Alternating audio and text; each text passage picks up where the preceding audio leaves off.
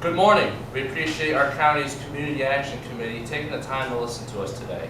I'm Lucas Drever. I'm Jonah Gibble. I'm Tyler Engel. I'm Melissa May. And I'm Savannah Bastion-Brown. I'm going to be talking to you today a little bit about making the shift from our traditional non-renewable energy infrastructure to a new, greener, renewable infrastructure. To start talking about our traditional energy infrastructures, fossil fuels are used predominantly in all areas, including industry, electricity, and transportation. Advantages would be the infrastructure is well established and subsidized, and it carries an acceptable cost. Disadvantages would be greenhouse gas emissions and transporting the energy, which is like trucking in our energy from other states. And threats would be it will eventually run out, which is not good, and energy security, we have to get it from other countries, which is not very safe. So, transitioning from that non-renewable energy infrastructure to renewable, there are many opportunities to do this. The one is hydropower, so we can harness the power of moving water through dams. We can harness the power of the wind with windmills. Solar panels can capture the power from the sun's light. We have bioenergy, so we can burn biomass, which is plant and animal matter. And there's geothermal. We can take the heat from inside the earth. Now, just like that traditional non-renewable infrastructure, the renewable energy infrastructure also carries with it distinct advantages, disadvantages, and threats, which we compiled some from TerraPass and Regen Power. So some of the primary advantages are it is cleaner. We'll have cleaner air because of less carbon emissions. It also carries some long-term savings. It's a little bit cheaper, more efficient, so less energy is used when we're talking about renewables. We also conserve our natural resources. Now, some disadvantages, there is a higher upfront cost. It could be very expensive to purchase and implement the items required for renewable energy. They also carry with them a carbon footprint. We do have to release some carbon emissions in order to manufacture the tools needed for this. And they have an environmental impact as well. We have to clear some land to make room for things such as solar panels and windmills. And as we talked about a little bit earlier, the infrastructure isn't here, so they're not always available and reliable. Some threats, again, we have a lack of infrastructure. It's not here and ready to use exactly. And they don't always meet our power demands. If we rely on them solely, then they can lead to brownouts and blackouts. And when it comes to the end of the life of these renewable energy tools, they are very difficult to dispose of. An example of renewable energy in our area is solar. Factors making it difficult to switch to solar energy: people don't have enough money, and people aren't educated about solar. Advantages of solar energy: no carbon emissions, possibility of savings of money long term. Disadvantages of solar: can intrude upon forests and agricultural land, very limited recycling for panels, solar panel materials are limited and can be pollutants. We got this information from earth.org.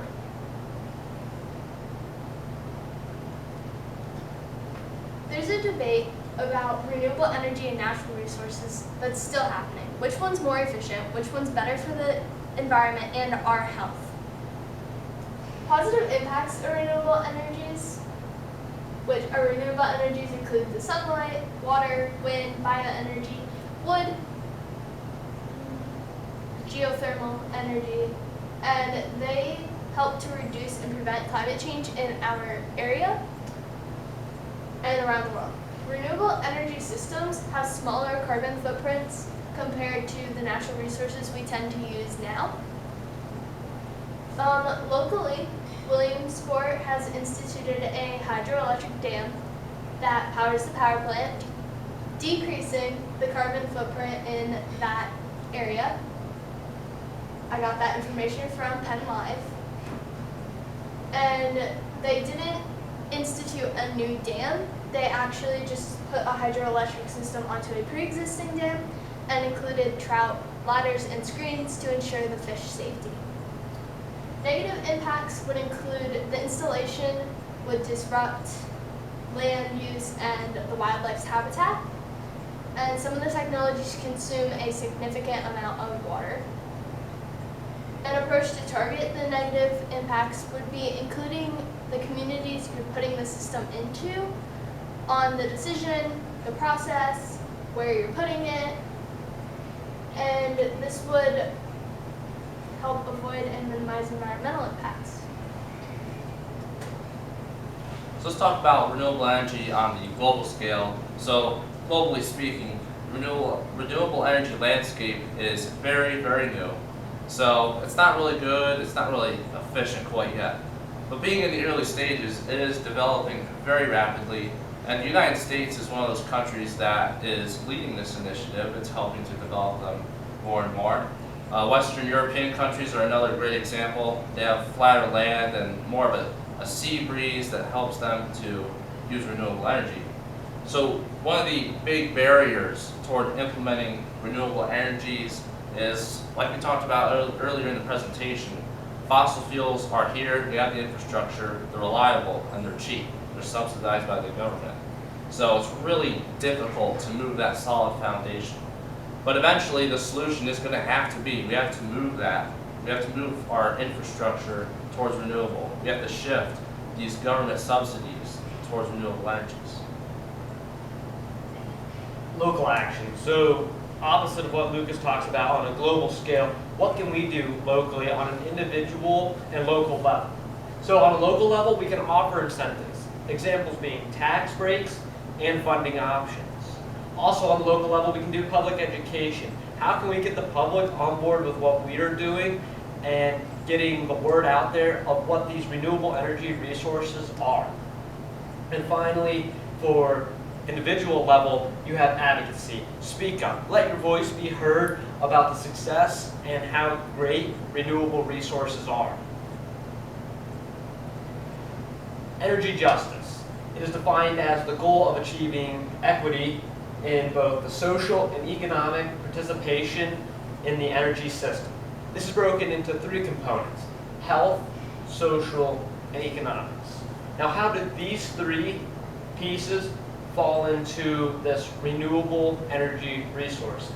Inherently, renewables are safer and healthier for humans, as there's less pollution and less cause of sickness and or disease or physical harm. Then you get into social impacts, and the social impacts of renewables is great, but not as bad as what non-renewables are. You don't see and you don't hear them as much. And then you got economic impacts, and unfortunately, renewables are not as great as non-renewables. Non-renewables you can bottle up and you can send them overseas, but unfortunately, renewables you cannot. You have to get them as far as you can get them without shipping them. So that's why economically speaking, renewables are not as good.